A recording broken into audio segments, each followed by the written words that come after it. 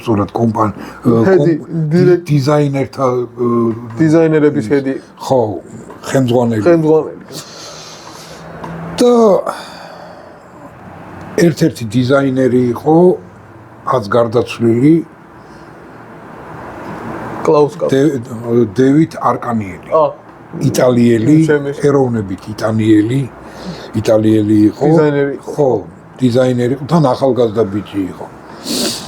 და სხვათა შორის საბოლოოდ რომ დამტკიცდა ეს მანქანა, ეს დიზაინი, ხო, თან ძალიან მოკლე ვადაშივე დაამტკიცეს რა, რომ ნახაზი რომ გააკეთა როგორი უნდა ყოფილიყო მოდელი და რაღაცა. სამეთვალყურეო საბჭოსაც მოეწონა, უმაღლეს მენეჯმენტსაც მოეწონა და პლუს მაგ დიზაინერთა კლუბის თავმჯდომარეს, გუნდის თავმჯდომარესაც მოეწონა. და დამტკიცებიდან რამოდენიმე დღეში ლეიკემიით დაიღუპა ეგ ბიჭი.